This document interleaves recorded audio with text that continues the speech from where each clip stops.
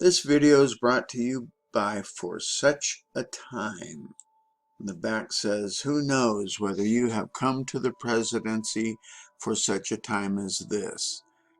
Trump's silhouette and great God bless our President Trump. So let's get into your briefing. All right, rebels. This briefing is from the Patriot Post it's called Alexander's Column, dated April 1st.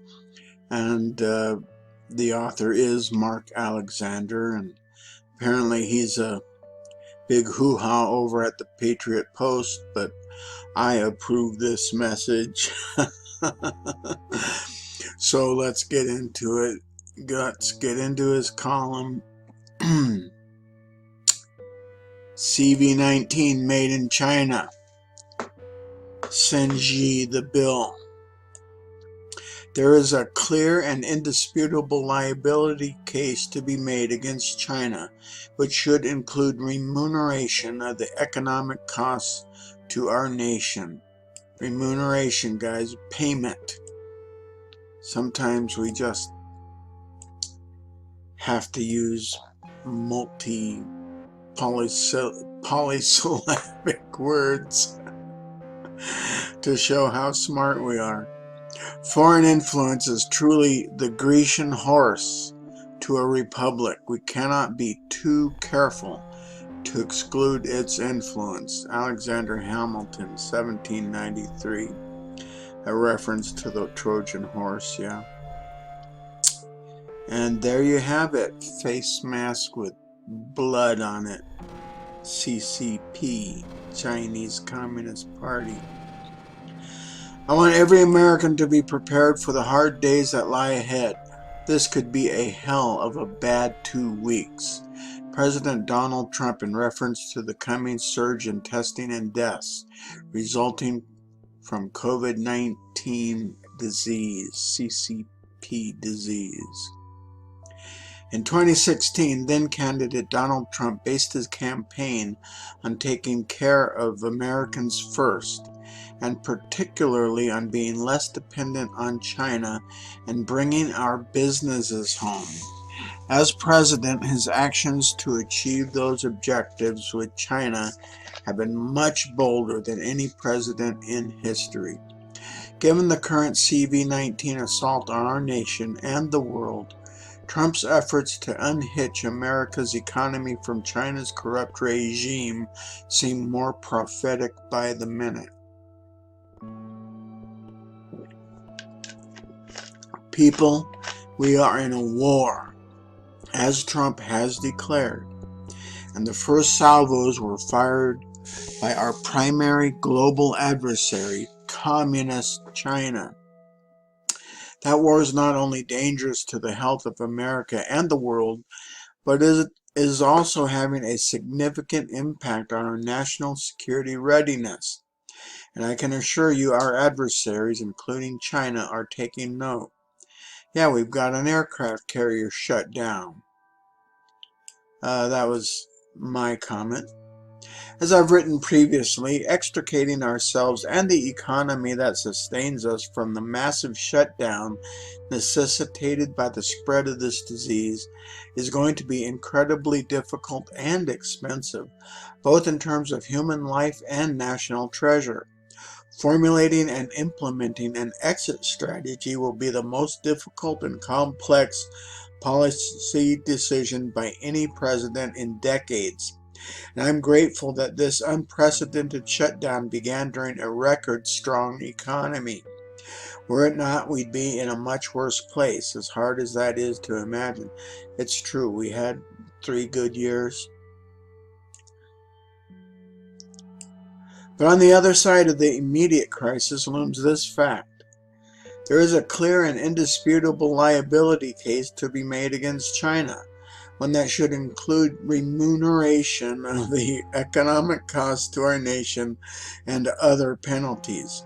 I proposed that President Trump send communist dictator Xi Jinping the bill for the catastrophic damage caused by the CCP's abject and willful negligence in allowing CV-19 to carpet bomb our nation and its people. and all those worldwide. More on that below. He's got a great idea coming up. For the record, that systemic institutional negligence began in Wuhan, Hubei province, China in November 2019, though there were most certainly earlier cases of this virus. For 2 months, under the direction of Xi Jinping, China actively concealed evidence of the emerging threat and likely pandemic, systematically covering up the viral outbreak in China, which resulted in the spread of CV-19 here in the US.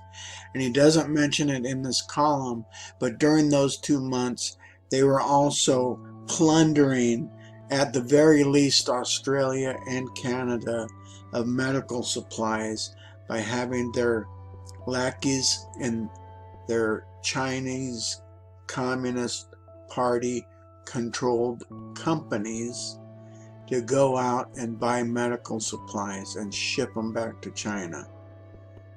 So there's multiple reports on that. Tim Pool covers that, as well as other reporters. So that was interesting to find out. China's reports on, hold on. Sorry for the interruption. That's my Brave browser getting excited about showing me an ad for something I have no interest in. So, no, I'm not complaining. China's reports on CV-19 deaths in Wuhan were and remain spurious, and pulled out of thin air, spurious. And the low fatality data being reported for Beijing, Shanghai, and other mass urban centers defies logic and strains credulity. Yes, you can't believe what China is reporting. Given the lethality of SARS-CoV-2, the death toll among Red China's almost 1.4 billion people, most of whom are impoverished, is many times higher than the official data coming from Xi's communist regime. You have to remember, China is not a prosperous country. Remember, guys, the population are slaves. Unless you're a member of the party, then your health is at risk all the time, and they don't care about them. So this falls fully on the back of the Chinese Communist Party, not the innocent slaves. On 31st January, the same day President Trump issued his China travel ban, amid the objections of Nancy Pelosi and other Democrats, we noted, yeah, he was called racist, remember? Don't forget that these guys are constantly and continually hindering President Trump as he tries to protect our nation. They don't care for the American people. They're a lot like the Chinese Communist Party. They're after power, period, end of sentence. They don't care about people. So I'm off my soapbox, back to the column. On 31st January, same day President Trump issued his China travel ban amid the objections of Nancy Pelosi and other Democrats. We noted, officially, the Communist Chinese government claims about 220 deaths and 10,000 infections. Our sources indicate that the actual rates of infection and deaths in China are much higher, and, in fact, official reports may only represent 5 to 7% of the actual dead and infected. The so-called pop-up hospitals that were constructed across Hubei province, where the outbreak originated, doubled as isolation morgues. End of quote. And the Epoch Times, I forget the guy's name, Joshua something, is doing excellent reporting on this. For that reason, nobody should believe anything The Communist Chinese regime is reporting through its puppet, the UN's World Health Organization, and mitigating actions should not rely to any degree on information provided by China. Despite the decisive actions taken by the United States since the World Health Organization reported China's initial disclosure of the virus on 31st December 2019, the Wuhan coronavirus was already in our country, and that is a key point. How many deaths, both here and worldwide, could have been spared if China had simply been forthcoming instead of having deceived the world? The most condemning evidence of China's abject negligence is the fact that if Xi had informed the world just 3 weeks earlier, it could have reduced the spread by 95%.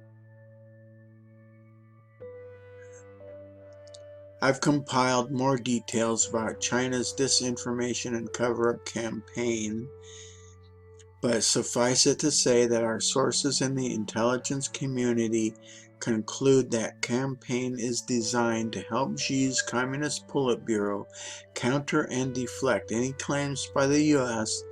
that the SARS-CoV-2 release is associated with the regime's deadly pathogen labs in Wuhan. Notably, some of the earliest concerns about the release of this dangerous pathogen were raised in January by Senator Tom Cotton, Republican, Arkansas, I believe, a U.S. Army veteran who made this connection between SARS-CoV-2 and the Wuhan Institute of Virology.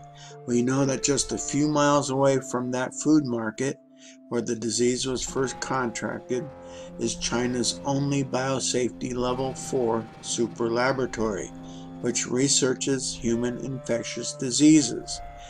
Cotton added, the Chinese Communist Party has once again been caught red-handed covering up, suppressing, and censoring a serious public health risk, which could increasingly be a global public health risk.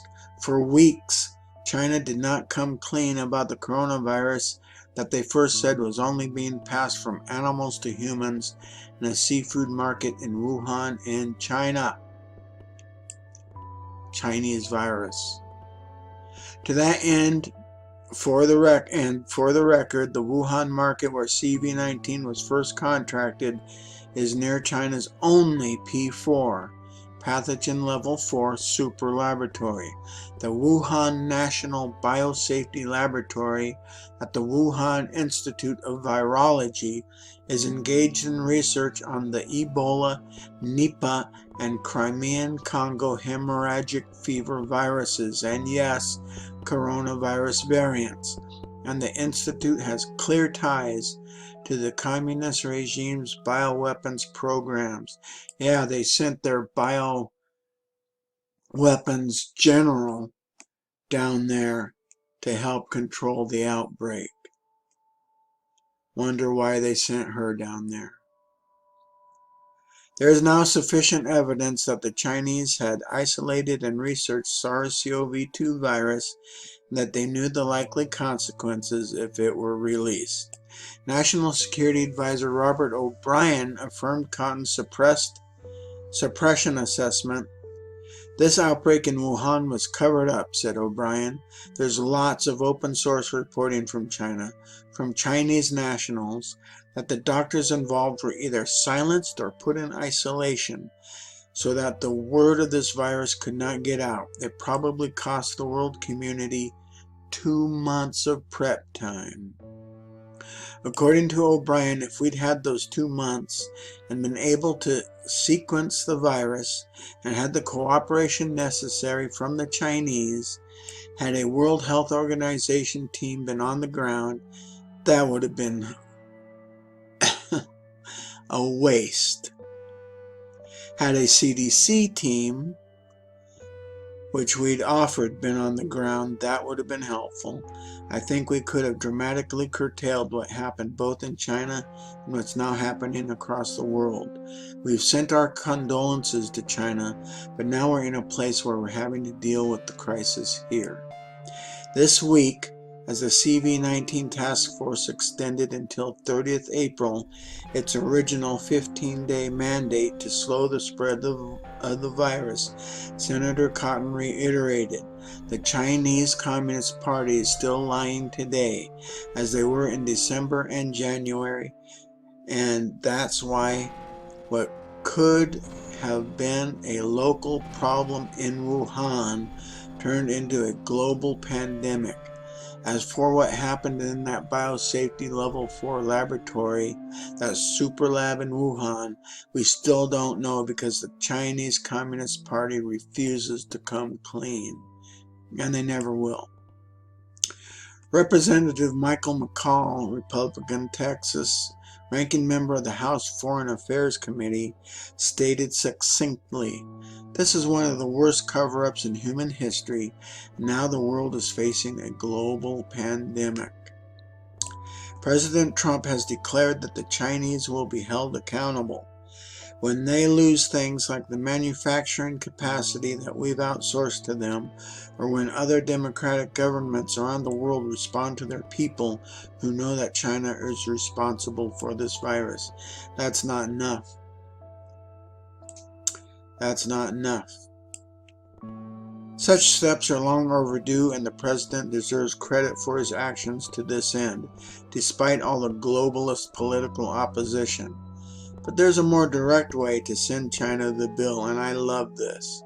As President Trump and Congress return to the deepening well of national debt to authorize the Treasury to print trillions of dollars in relief payments to be mailed nationwide, recall that at the end of 2019, when China was still concealing the pandemic that it seeded worldwide, it held $1.07 trillion in U.S. debt. That's almost 16% of the $6.7 trillion in Treasury bills, notes, and bonds then held by other countries. One way to seek some remuneration or compensation for China's liability is to send Xi Jinping the bill for the catastrophic damage caused by China's abject and willful negligence. President Trump should therefore construct a default option on debt held by China as a liability offset for the debt our nation is now incurring as a result of China's willful and catastrophic deception. During the 2016 presidential campaign, then-candidate Trump said correctly, the United States government will never have to default because you print the money. I hate to tell you, so there's never a default. Of course, printing money, which is exactly what we're doing to help American wage earners and businesses through the current government-induced partial economic shutdown, is inflationary. Thus, the president should offer Xi Jinping the option of forgiving the U.S. debt held by China. And when Xi balks, as he certainly will, I suggest President Trump authorize the U.S. Treasury to print $1.07 trillion in trade dollar notes as repayment for the debt currently held by China. Then Xi can keep those notes in reserve to use as toilet paper during the next pandemic. Yes, I know this is the first day of April, sometimes known as April Fool's Day, but I'm not fooling. As our president has already declared, China is responsible for this virus, and one way or the other, China must pay. And I love that idea. And on a final note to bring this around to who we are, the battle in which we are now engaged has inflicted many hardships on our nation and our families, but through it all, the world has witnessed the unyielding resolve of our incredible American people. We are not only a country of vast resources, we're a nation of colossal strength, towering spirit, soaring patriotism, and exceptional character. We are one family bound together by love and loyalty. With the determination of the American people and with the grace of God, we will win this war, President Trump. To the Trump and this is Mark Alexander. To the Trump administration, great credit. I dare think where we would be right now if this shutdown had not started in a record-strong economy. Mark Alexander. And so there's your briefing for today, Rebels. Something to consider. And so there you go, my friends. Go forth and speak freely. Here I am again. I forgot to tell you. Like, subscribe, share, and comment. Please help me promote this channel. I appreciate it. So once again, go forth and speak freely.